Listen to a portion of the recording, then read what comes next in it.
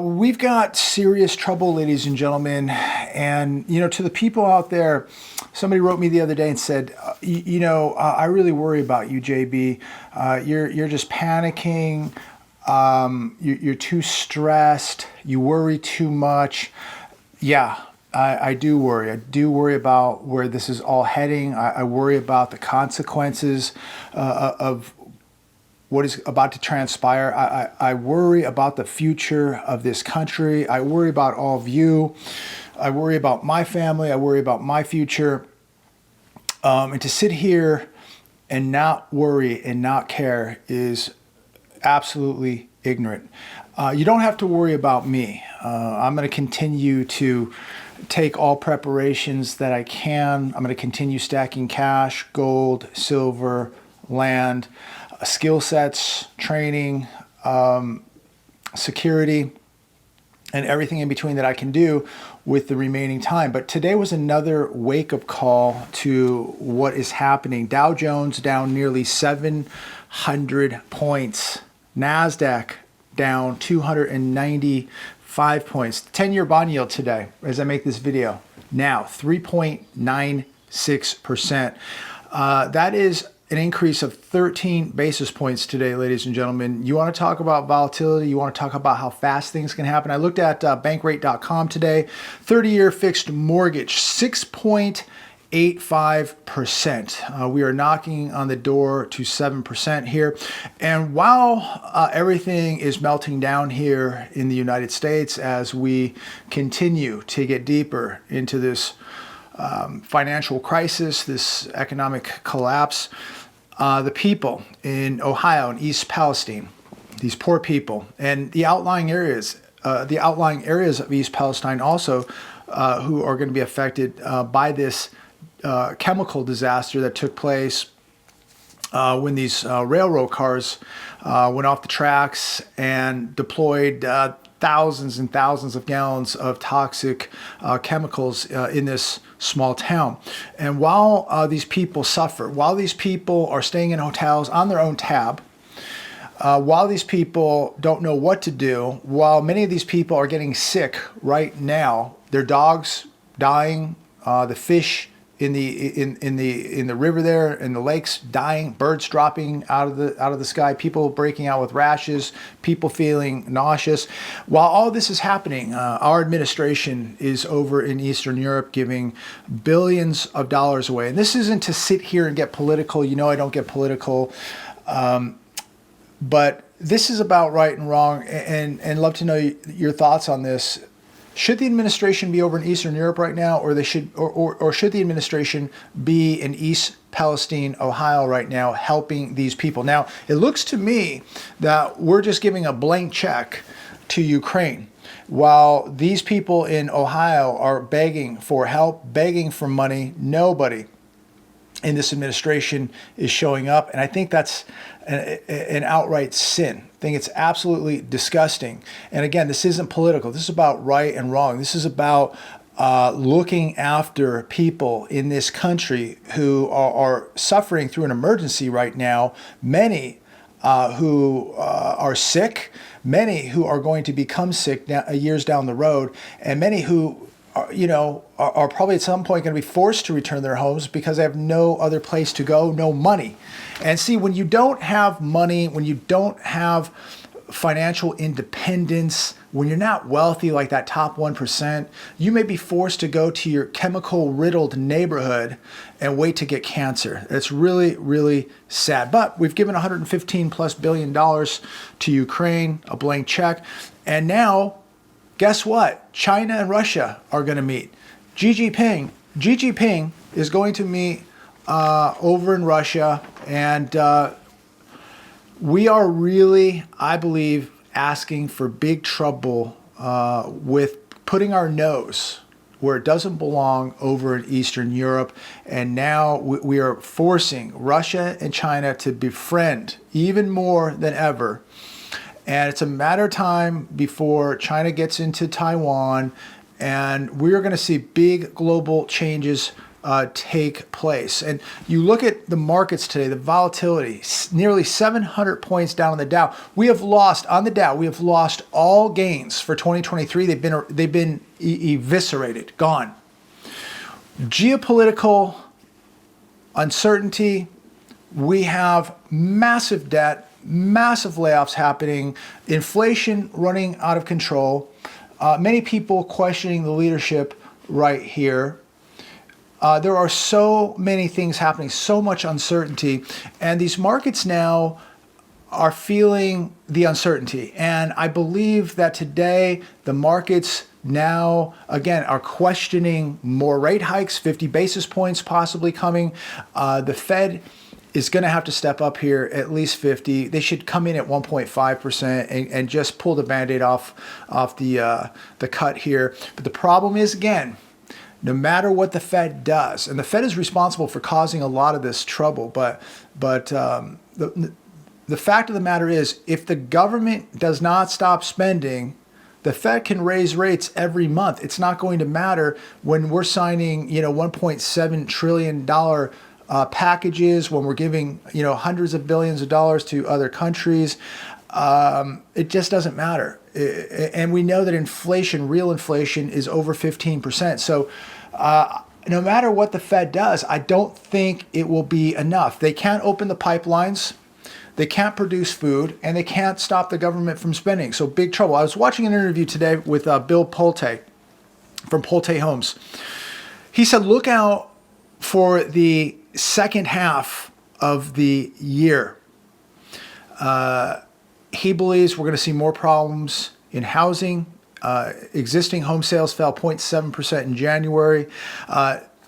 He's very cautious for the next 2 to 12 months. He also says that these low interest rates cause builders to go to the moon, and now many are having a hard time adjusting with soaring mortgage rates. And he says a lot of the smaller builders are not going to survive this. And so he was not too positive on the housing outlook. He also made a very, very good point. When we talk about rates, 6.85% on a 30-year today, according to bankrate.com, he made a good point, and I've said the same thing, that, that's a normal rate. The problem is the price of these homes now, the overvaluation of these homes is not normal. A home that used to be 150, now at 400,000 or 350,000 at 7%, that's a problem. That is a problem. And we're going to see major, major problems in the housing market. They're not going away, ladies and gentlemen. We are now knocking at the door of 7% on a 30-year. Former Treasury Secretary Larry Summers warns U.S. economy headed for collision as Fed rate hikes aren't working. This was on Fox Business today. He said the Fed is putting on the brakes, and it doesn't look like the brakes are getting much traction. As I said earlier, the Fed can raise and raise and raise. Problem is that real inflation is much higher than they're telling us. We've closed the pipelines, and we have a government that is spending out of control. So, yeah, of course, the brakes are not getting any traction because the government cannot stop spending. And here we are back over in Eastern Europe today, spending even more. MSN.com, more than 800 stores are closing across the U.S. in 2023. Here's the full list. You can check that out on MSN. How is this good for the markets? How is this good for the economy? In all reality, the markets, Dow Jones should have been down over 1,000 points today. NASDAQ probably should have been down 500 points today. Household debt skyrockets to highest level since 2008 financial crisis. This on Fox Business, $17 trillion. We've been talking about this daily.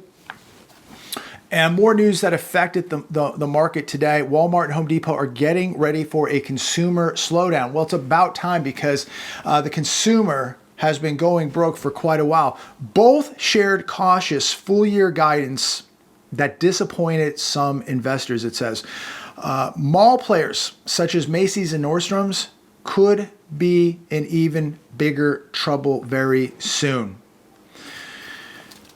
Where's the good news? You know, to the people out there that worry about me, again, don't worry about me. I'm sleeping good at night. I have my preparations. I'm ready to buy the crash, not the dip, and I'm ready to take advantage of some of these real estate sales that are coming. And it is forming right now, ladies and gentlemen. So don't worry about me.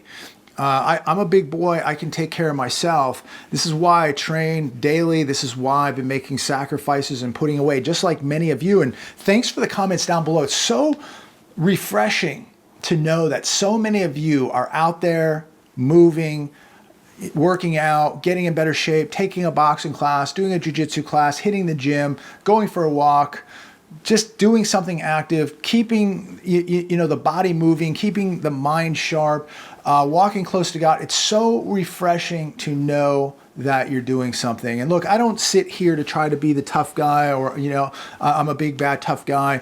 I get beat up all week in my jiu-jitsu class. There's plenty of people that are much tougher than me. Trust me, I get beat up all week.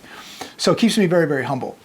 But you got to be proactive right now, not reactive. The problem is people are going to react when things get really bad, and they're going to react and not have anything to fall back on. They're going to react and not have any type of training. They're not going to have a skill set. They're not going to have a mental mindset when they react. And so when they react, they're not going to be able to do anything. They're going to be helpless, defenseless. That's why you need to be proactive right now, getting the mind, the body, the finances, and the spirit in the best possible shape that you can. Home Depot misses revenue expectations for the first time since 2019. That is because we are now watching the consumer be in the middle class being destroyed. It's finally hitting home. They cannot afford to go out and buy stuff. They're not doing improvements on the house now. They're worried if they can even make the house payment. They're worried if they can make the car payment.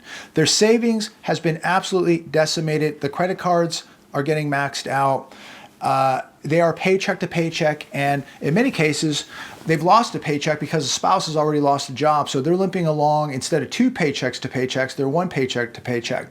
And many people are on borrowed time. And as I've said in the past, it is too late for so many people right now. If your spouse has lost a job, if you've lost a job, how in the world do you prepare now?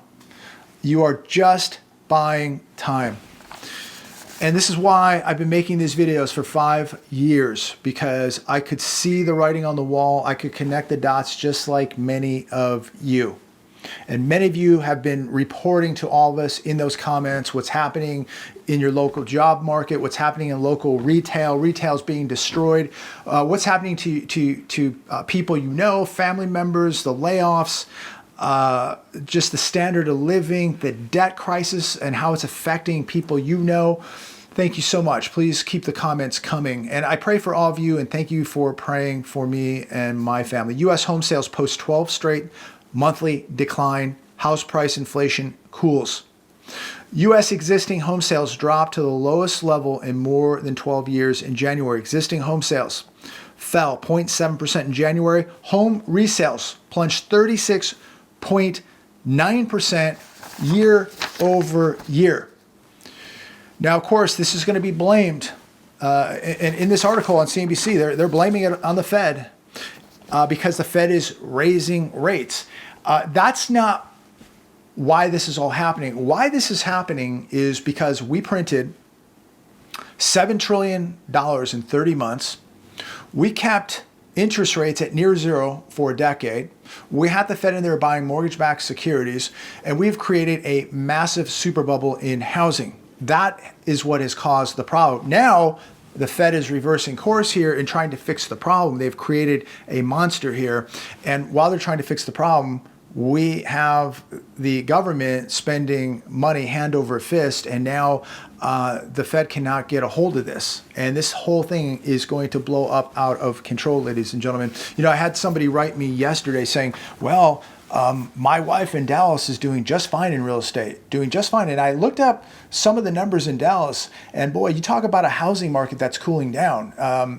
If this gentleman's wife is a real estate agent in Dallas, like he says, then obviously she's looking at the same data that I'm looking at. And the future in Dallas, Texas, as far as real estate, when you look at the amount of inventory coming on, and you see prices coming down, and you have less qualified buyers because we're nearing 7% on a mortgage, it doesn't look too good in Dallas. And I've read many articles last night and looked at some of the data in Dallas, and it does not look good. And it doesn't look good for a majority of the country. But it's amazing how people still want to deny the truth, still want to be delusional, still want to live in their little bubble. You could be a real estate agent in Dallas and you could be having your best year right now. That doesn't mean that things are okay. How are the majority of real estate agents doing in Dallas? What is the majority of real estate? What is the inventory? What is sales, days on market? What are prices doing in Dallas? That's what matters. Not because maybe your wife's an exception, and God bless you. I hope she's doing well, and I hope she does well forever. But as a whole, Dallas doesn't look like the hottest market in the country, that is for sure. It looks like it is cooling down like the majority of markets across the United States are doing and are about to do if they haven't already. We are going to watch an acceleration in the decline of home prices. We're going to watch an acceleration of inventory exploding onto the market. You're going to see a lot of home investors, you already are, running to the exits to sell these properties. Wait till the Airbnb crowd hits the market. That's going to be the next group to really take big hits, in my opinion, is Airbnb. And when those people cannot rent those houses that they bought to use as hotels out, when they can't do that, they can't make those mortgage payments, guess what? They're going on the market and they're going to have to unload them very, very quickly. But the problem here is, again, we have less and less qualified buyers that can buy these homes now, especially at these prices. So something's going to have to give. When people don't have a job, when they can't qualify for a mortgage, what do you think is going to happen to the price of homes? It doesn't take a rocket scientist to figure it out. They're going to go way down. Last article, Wall Street has purchased hundreds of thousands of single-family homes since the Great Recession. Here's what that means for rental prices. This is on CNBC. This should have been outlawed years ago, to have institutional money competing with the average home buyer in America. I think this is completely wrong. I think it should have been completely banned, should have been illegal. Institutional investors may control 40% of the US single-family rental homes by 2030. That's not very far away. Think about that. You have all of these financial institutions. That's who you'll be renting homes from. And here we go again. You'll own nothing and you will be happy. And this is why so many people are moving in together. This is why families are moving back. This is why I see 5, 6, 7, 8 cars parked out in front of a house. This is why people are living in garages. This is what it's all turning into. Why wasn't anybody protecting the average American from this, allowing these multi-billion-dollar institutions to come into the housing market and compete against the average home buyer? A lot of people have been asking about Kona. She's gotten much bigger. Here she is. I don't know if that's in focus, but Kona was sitting right next to me here. There she is. But beautiful, beautiful cat she's turned out to be. There she is. But if you've ever owned a Bengal, they are just incredible, incredible little pets. And as I close this video, pets. We have dogs, we have cats, we have tortoises. When I get to the South, I'll have many more animals. But I think it's extremely important, just for the psyche, just for the health of the mind and the spirit, to have an animal around. Could be a bird, but I love cats, I love dogs especially, and it's just so healthy, especially in a time where there's so much negativity, where there's so much bad news, and there is a lot of bad news out there. And when you look at where we're heading, it's concerning. You know, it is very, very concerning. I don't freak out, I don't get scared. I pray to God for direction and strength, and I do the best I can with preparations. That's all we can do. But I do get very, very concerned, because I know where this all goes socially and what we're going to be dealing with. But it's so important, I think, just for that piece to have a pet, a nice dog or a cat, or just something that puts a smile on your face, something that's just part of the family, something that's extremely loyal, because as you know, most people are not loyal. But your cats, your dogs, your birds, your tortoises, all your animals, they're always going to be loyal. They're just part of the family. And I just think, you know, if you're dealing with some things right now, and you're dealing with negativity, and think about getting, if you can afford it, and if you can commit to it, think about getting a pet. I think that a lot of people would have a lot less stress, depression, and mental issues if they had an animal in their life. I just think that they're just some of the best therapy on earth. Absolutely some of the best therapy you can have, to come home to an animal that loves you no matter what, puts a smile on your face, always happy, just wants to play, just wants to make you happy. There's just no price you can put on that. You can go to the pound and get an animal for not a lot of money. If you want something specific, you can find it. But again, it's a commitment, ladies and gentlemen. And I do understand that it's getting hard for people to feed their pets, to feed family members. So if you're thinking about doing it, really give it deep consideration before you do it, because you're talking about a lifelong commitment. That is a family member, and you're going to be obligated to take care of that dog or that cat or whatever animal it is for its lifetime. So make sure you think that through before you do it. But if you can afford it and you have the means to do it, I think you'll never, ever regret it. Absolutely the best therapy on earth. I'm going to leave it there. I don't want to rant too long here, but we'll see what the markets do tomorrow. It doesn't really matter. The economy's collapsed, and that's what we have to deal with right now. But it's going to be interesting to watch these markets unfold at some point when they really lose control. Housing market, bond market, stock market. It's all going to go, ladies and gentlemen, all on borrowed time, because the economy has already collapsed, and everything is going to collapse right along with it. So here we go. Hang on tight, buckle up.